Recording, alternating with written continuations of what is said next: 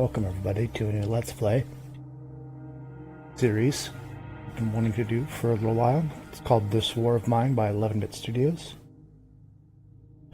Alienware is also credited, but I don't think they're like a producer or anything. I don't really understand why. This is basically a management type survival sim game, sort of. It's about a group of civilians surviving a civil war siege of their city and doing what they have to do to survive. Like, you're gonna have to make decisions like, will you attack your neighbors to take their things? Will you not go that far? Will you not fight the military for their supplies, you know, when you become desperate.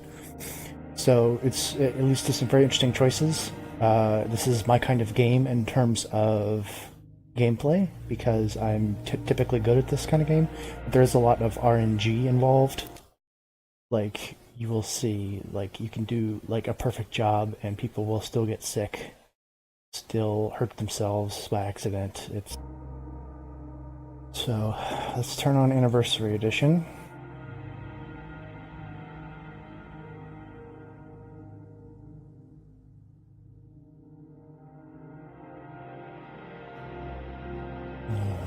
I can't change any of these, I don't think.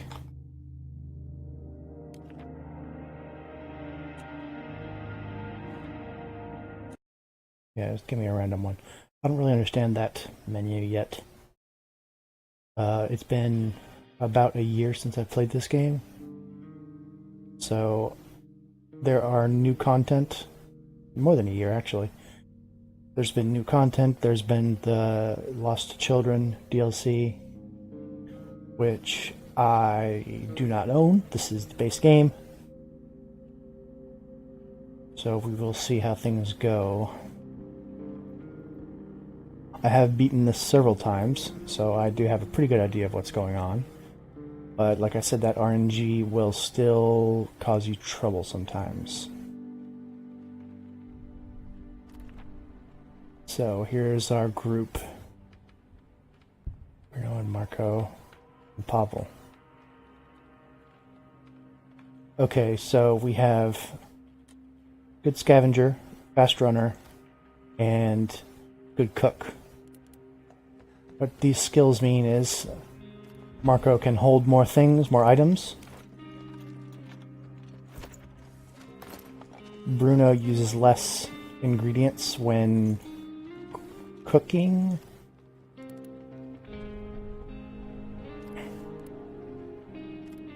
And Pavel can just run faster, which is useful because you do a lot of running up and down.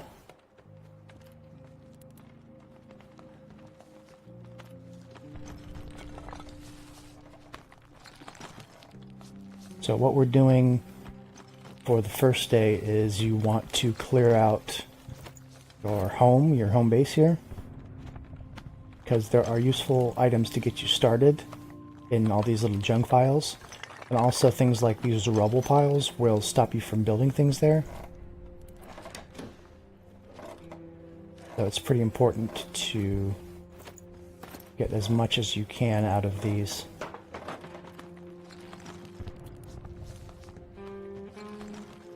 Bruno is slightly wounded, so is there anyone else that has any issues?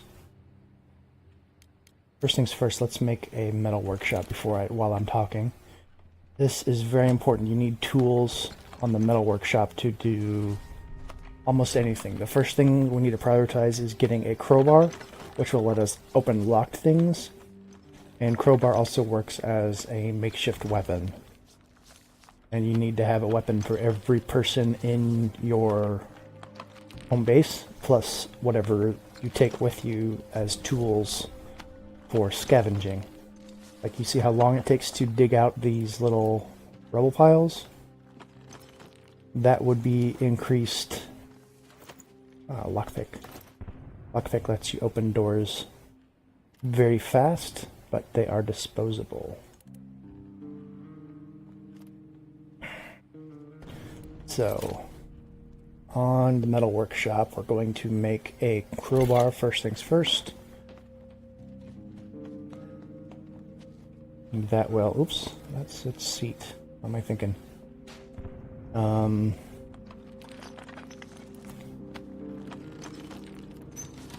Yeah, Pavel is slightly sick, so we're going to need 2 people that are on full bed rest to heal up.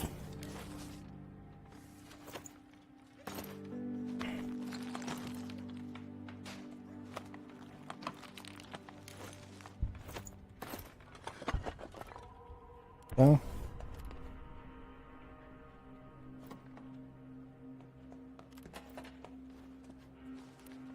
Bruno's going to get started working on a bed while these, I guess their wardrobes are opened. And I will put beds up here in the like attic area, I guess this is. You generally put beds upstairs, right? Can't fit one here. This is a bathroom. So that's what we'll do.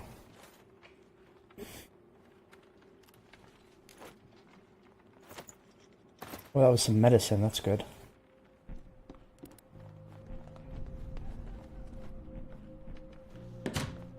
Oh no, open that. Really me?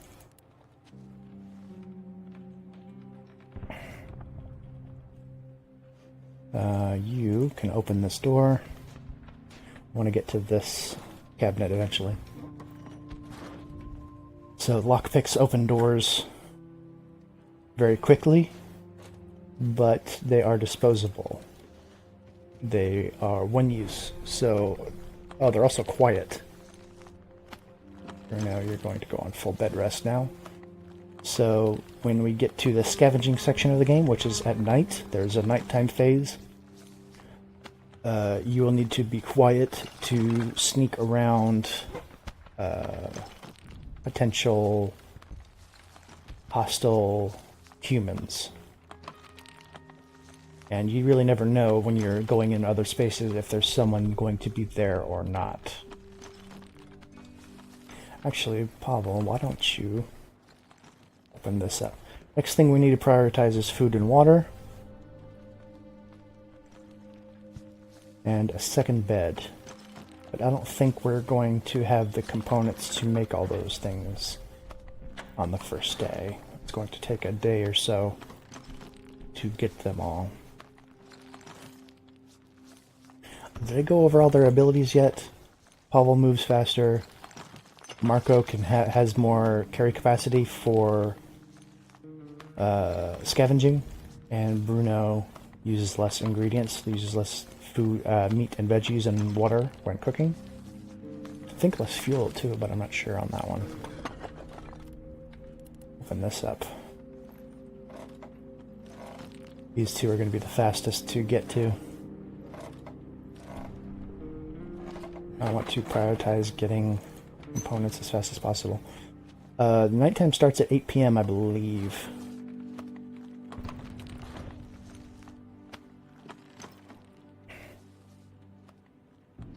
Let's see what's in here.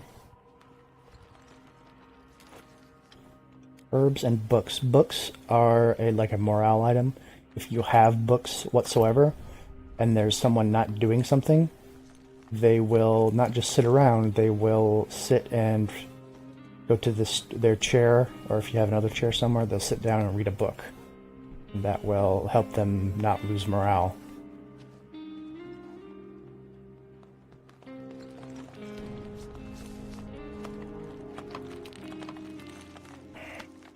I might be able to get to this before nighttime. No, come back. So there's another thing, I have to click and drag to go around, because this game really does not like to be recorded in a window. And if I try to get close to the... Ooh, jewelry. This is completely worthless, but it does... useless, rather. It has a worth. It's for trading. Sometimes people will come by and want to trade with you. Or you'll go out yourself and you can trade. Okay, so this is the scavenging section. We're definitely going to use Marco as our scavenger because, as you can see, he has 15 item slots, which means he can carry equipment in and he can carry more things out as loot. Only one bed. Guess we should keep Bruno on full bed rest. We don't have any... No, we do have bandages, we don't have medicine. So... Pavel can guard. I don't really... Guarding isn't really going to help, but his condition's not going to get any better by sleeping on the floor. So... There's three selections of where we want to loot.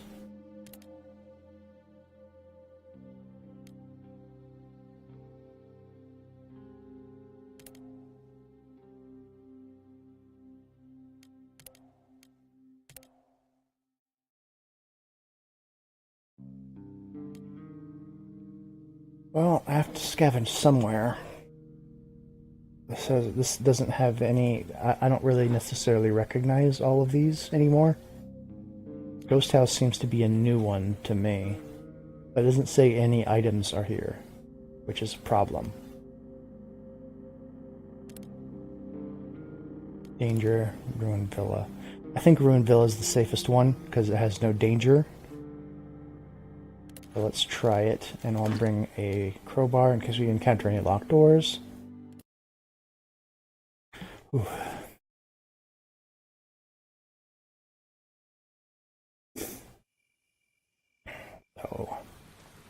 Oh, there are people here. That's awesome. So what I'm going to do is creep around.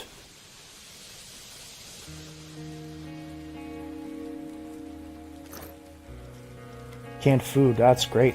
Good find. You don't need any fuel or water to cook.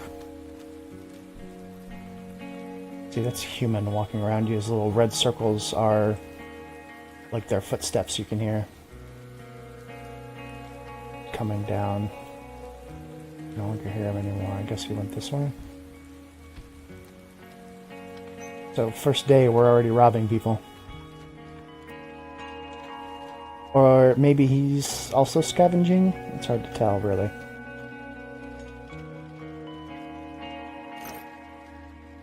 Oh, so much stuff. So we're going to prioritize components, the secondary of wood, and any kind of food or other super useful things like that we find. We're also going to take only full stacks when at all possible. Well, that actually would do it perfectly.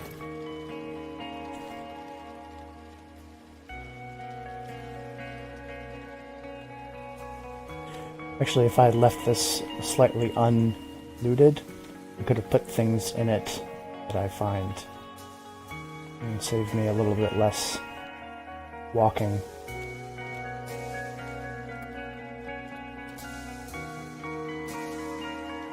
Let's peek in here as well. No one. But I bet, like, they can see through this. Oh, it's locked.